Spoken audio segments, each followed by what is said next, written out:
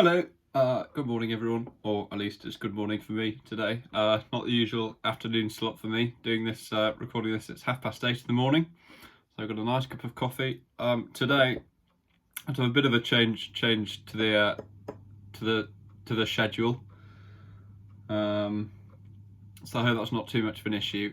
Not going to be able to do the live stream this afternoon as normal, but hopefully this or at least these videos will be uploaded around the same time. Hopefully I'll be able to get them up at around the same time for you. But what the plan is today, like I say, because I'm not going to be able to do the live stream later, I thought I'd maybe upload a couple of videos for you, but do a couple of more bite-sized ones. So on the one hand, hopefully it'll give me a bit more chance to get them uploaded properly and uploaded on time, with them being slightly smaller. So I think I'm going to try and do a couple of 20-minute sort of shorter lessons for you. So you've got a couple of things to be working on this week for a change. And so yeah, like I said, I'll do a couple of shorter, maybe 20-minute videos. So hopefully they'll be up around the same time for you as normal, and hopefully they're useful for you. If you normally watch the video, then this won't be too much different, I suppose. But obviously, like I say, I'm going to try and do two sort of shorter form 20-minute video lessons. So hopefully they're useful for you. And in terms of topic, following last week's lesson on going to the dentist, which was requested, I thought, well, maybe there's a demand for more like English for practical skills. Okay, so what I've got today, the next couple of lessons for you, I'm going to do one sort of quick 20-minute one on writing emails. I know I've certainly been spending a lot of time recently writing emails, and I'm sure a lot of you have to do the same a lot. So I thought maybe that'd be useful for you. I'll do a quick 20-minute session on some things for writing emails, some of the language, some tips, whatever. And then I'll do another quick one on maybe asking for information, like if you're in a train station or something. It'll go back. If you've not watched it, if you're watching the next video that I'm going to upload about this, about the train stations first, then what I would recommend is that you maybe go back and watch the video I did a couple of weeks ago about transport, public transport and stuff like that.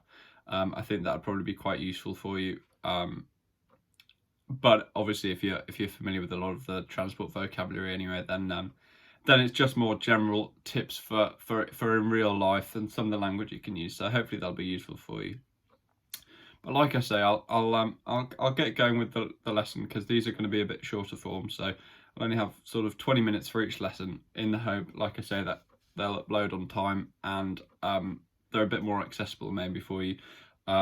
So I'll get cracked on then. Like I say, the first what I'm going to start with is this session on writing emails. So got a few different sort of sections. The first one being a little vocabulary session. Now I'm recording this on my phone, so hopefully the audio and everything's okay. I'm not sure what to think about. I've been looking at myself quite so much, but I guess I'll have to manage. Maybe I ought to look into the camera a bit more, actually. I'm not sure. Rather than looking at the screen. Anyway, so hopefully it's all right. Hopefully the audio is fine. But because I'm recording on a phone, there's not going to be any, like the usual little PowerPoint I have up there. So I'll just be doing it the old-fashioned way. So I'll just be doing it. So you'll have to make sure you listen very carefully. As is often the case, I've found the sort of worksheets and whatever on Lingua House. Absolutely brilliant website as ever. And you could find the worksheets on there if you were to look for them, and if you want the if you want to see the words themselves. But hopefully just by listening you'll be able to it'll be just as useful for you. Hopefully I'll make it useful and interesting. So we'll start with some vocabulary. On the worksheet here we've got a bit of a match, sort of match the A to B definition with the word. So what I'll do, I'll zip through the different words, and I'll go through the definitions, and then hopefully and then we can go and do the matches after. So the vocabulary, the words, there's 7 different words. So it's spam, an attachment, a red receipt, an emoticon, a disclaimer, a message thread, and flame mail. I'm not sure if I've even heard of the word of 7 being used, so we'll see where that goes. And the definitions are: A, a combination of symbols, e.g. a smiley face, it shows, used in an email to express a particular emotion. B, a file, e.g. a document, photo, or computer program that's joined to an email. C, a formal statement saying that you're not legally responsible for something. D, an angry email. E, a confirmation that you have read something. F, the history of correspondence. And G, unwanted emails, usually advertisements. So if you're watching this, well, you obviously are watching this in a video as opposed to on a live stream, because that's how I'm going to be uploading it this week. Maybe you could always pause and go back and maybe revisit some of the words. I'll just go through them again, actually, but if you need to go back and check the definitions or anything, then you can always rewind it or whatever. But the words are spam, an attachment, a red receipt, an emoticon, a disclaimer, a message thread, and flame mail. Okay, so the first one, spam, which definition we think that might go with. I might suggest that one goes with G, unwanted emails, usually advertisements. Spam emails, you'll often get a lot of them, adverts, like it says, and just absolutely fill up your inbox, which is where your emails are kept, and be an absolute nuisance. So that's spam. Number 2, an attachment. Now this is an important one to know, actually, if you're maybe applying for jobs via email or whatever, you end up using emails for. Often you'll have to attach a file. An attachment is a file, for example, a document, photo, or computer program that's joined to an email. So if someone requests that you attach, a CV or photo or whatever, then that's what that means. So if you're sending an attachment, then that's like the, Word document or photo or whatever that goes along with it. Okay, number 3, a red receipt. Now, I'm not sure how often you get this with emails, but certainly a lot of times if you're texting, you'll get this. Certainly, the iPhone does it. Not sure, but that a red receipt is a confirmation that you've read something. So it'll come up with a little box saying read at whatever time. And then you'll be able to see that someone's read the message that you've sent, which is useful, obviously. Check they're not ignoring you or something, Okey-doke, where are we? Okey-doke, an emoticon, number 4. Which one do you think this one might be? Often referred to as emojis, probably what I would call them. I'm not sure I'd say emoticon, it's a bit old-fashioned. But that is a combination of symbols, e.g. a smiley face used in an email to express a particular emotion. Okay, little yellow faces, whatever, that's an emoji. But as we're going to maybe go into later, I wouldn't necessarily use those in a lot of emails, because a lot of emails tend to be a bit more formal, and if you're writing formally, then you maybe don't want to include emojis. Number 5, a disclaimer. So that is that goes with letter C. And it's a formal statement saying that you're not legally responsible for something. So yeah, like it says, it's a disclaimer it's a legal statement basically, and it just covers any liability or whatever. So it'll probably say disclaimer on it, actually. But if you see the word disclaimer in an email, then it's like a legal something, and it's probably quite important to read and understand. So it's maybe quite an important part of the email to get to grips with. Number 6, a message thread.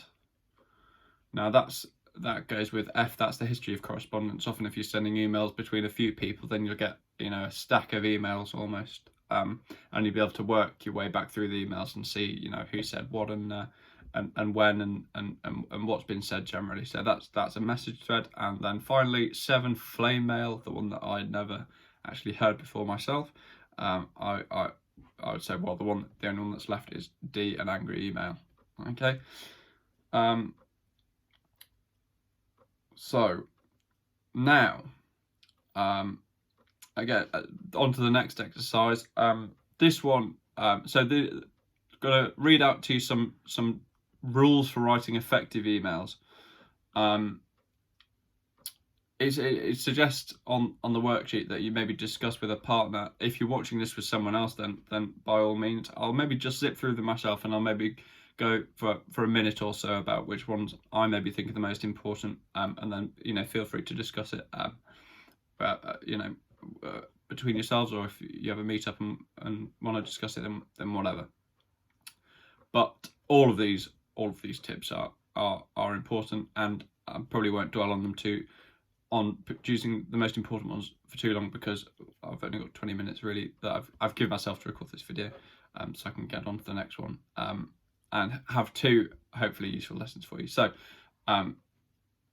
rules for writing effective emails. So number 1, be concise and to the point. Avoid long emails that are discouraging to read. So I mean, nobody wants to be sat around all day reading emails, so it's best definitely that you keep it short, keep it to the point, and basically just say what you want to say and no more. Okay, number 2, try to reply to your customers' emails within 24 hours. Now that's just a general thing, not necessarily just customers, but just try to reply to emails in 24 hours. It's just polite, and it's gonna, if you're applying for a job, for example, which is sort of what I've been using a lot of emails for, and maybe you guys do as well. Then it'll show that you're interested, definitely, if you keep if you're quick with replies. Number 3, do not write in capital letters. It seems that you're shouting and you might get flame mail in response. We're getting that bit of vocab from the previous exercise there. Yeah, that's definitely an important tip. If you're writing in text and not face to face, then capital letters do give off the impression that you are shouting, and obviously that's not how you'd have a polite conversation just in the street, as with your friend, if you were shouting at them. So they'd definitely get the wrong impression there. Number 4, leave the message thread in your email to save the recipient time and frustration looking for earlier messages. Oh yeah, no, that's a good idea. So like in the previous section, it shows the message thread will be the message thread will be sorry, I've lost my train of thought. The message thread will be the previous sort of emails that have been sent back and forth, and they'll often be just automatically included in your email. So it just says leave them in there, just so everyone can see what's going on. So that's definitely a good idea. Number 5, add disclaimers to your emails to protect you and your company from liability. That's maybe not so as important for you guys. I mean, if you run a company or whatever, then brilliant. Then obviously I'm sure you'll know that's important already. But as an individual, it's maybe not quite so important to cover yourself legally. It's more for companies or whatever. 6, proofread your email before you send it. Now that's a really important one. In fact, that might well be the most important one on here, because the amount of times that I've almost been ready to send an email, or I've even sent an email and I've found out later that that there's some typo or something, then there's no quicker way to make yourself seem unprofessional or whatever. So I thoroughly recommend that. Absolutely proofread your email before you send it. Check it through. Check it once. Check it twice. Like Father Christmas, whatever. Only copy in other people if they know why they are receiving a copy of the message. That's absolutely right as well. If you're going to be including people in the message, then don't just make sure that it's relevant. Make sure it's relevant. Number 8, do not overuse abbreviations and emoticons. The recipient might not know what they mean. Again, I'll just reiterate my point from earlier. More often than not, in an email, it's going to be at least sort of semi-formal or formal. And in that sort of context, you really don't want to be using emojis and abbreviations. So I'd maybe just steer clear in emails generally. If you're obviously just emailing a friend, then feel free. But generally speaking, I'd maybe suggest avoiding them. Number 9, do not request read receipts. This will annoy your recipient. Yeah, I mean, I'm not sure how common this is nowadays with email, but certainly a lot of the time you'll get them automatically by text or whatever. So I'm not sure how relevant this really is. And number 10, do not reply to spam. This will generate even more spam. Again, that's maybe second in importance only to the check your emails, proofread them, because the last thing you need is loads of emails filling up your inbox. Right, okie doke. So I think I covered maybe the most important ones there as we're going through. So I'll zip on because we're at a quarter of an hour now. So I'll try and make it brief. So here I've got some formal versus informal language. As we've been talking about, there's sort of different ways of speaking that you're likely to have over email, but a lot of the time you're going to be using more formal language. For example, if you're applying to a job, or generally really. Formal language. So there's some common phrases here that are using the different types of language. So I'll go through the formal ones first, and then I'll go through the informal ones second. Like I say, these are common phrases that you might see in an email and you might find yourself using. So formal, I'm writing to inform you that, and then I'll go on. That's maybe how you'd start an email. You say, dear Tom, I'm writing to inform you that, whatever. That's definitely the more formal side of things, more professional. And if you've got to inform someone about something, then that'd be a great way to do it.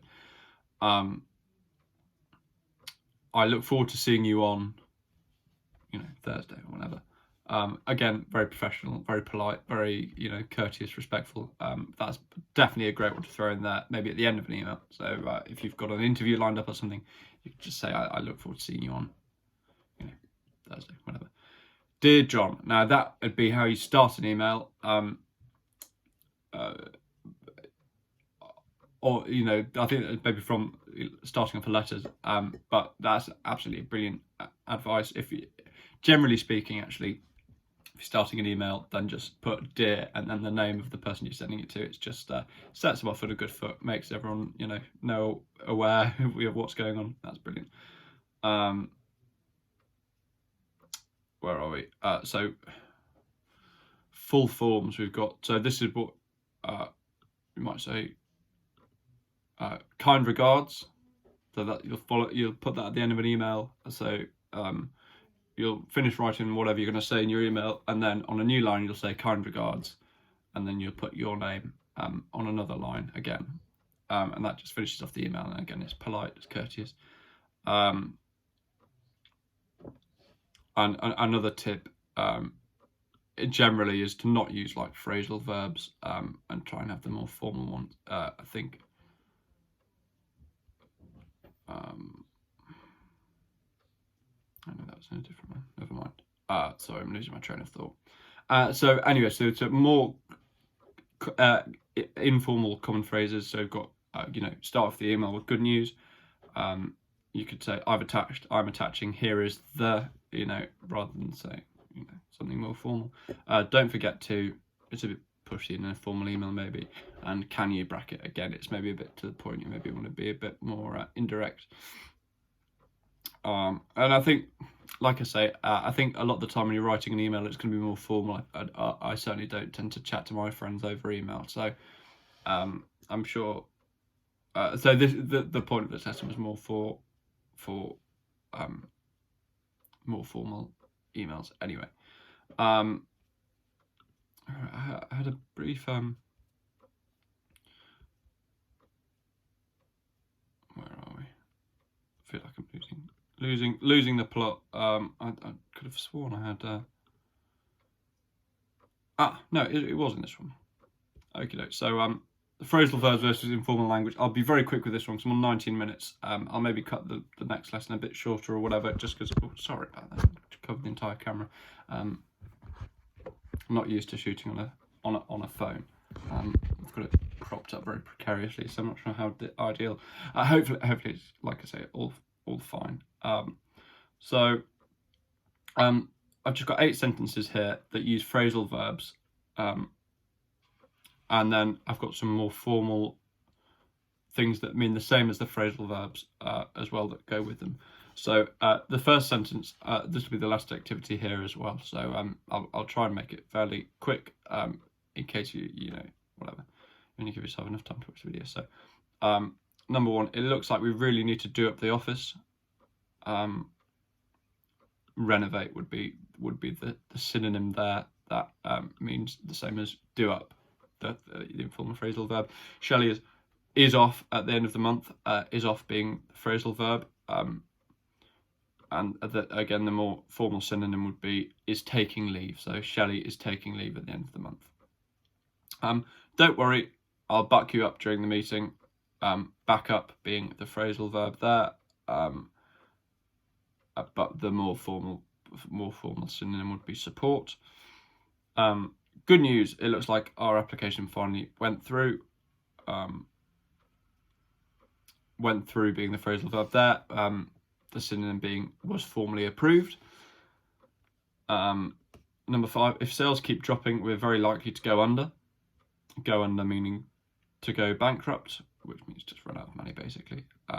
Number 6, I haven't got around to contacting the client yet. I'll do it first thing tomorrow. Got around to, you would probably in a more formal email say found the time to. 7, I tried to call him several times, but I couldn't get through. Get through, the more formal synonym would be make contact. And finally, for today's well, not for today's lessons, for this lesson specifically, I'm afraid I'll have to call off tomorrow's meeting. And call off, you would use the more formal synonym of cancel. Okay, so like I say, I'll keep these. I want to keep these lessons to sort of 20 minutes, just so that quick and hopefully they upload on time for you all. For the usual 5 o'clock slot. I know a lot of you watch it after the fact anyway, but it's just good to be on time with things. So anyway, I'll leave it there for this particular lesson, and then on the next video, which should hopefully be uploaded at a similar time or at the same time, but certainly should be around, you know, and about on YouTube. Hopefully by the time you're watching this, will be about asking for advice in a train station. That's the kind of scenario I've got. So so I'll leave it there for now. Thank you for watching. If you're just going to watch this video, I do hope you maybe watch the next one or watch one of my other videos. And anyway, thank you very much.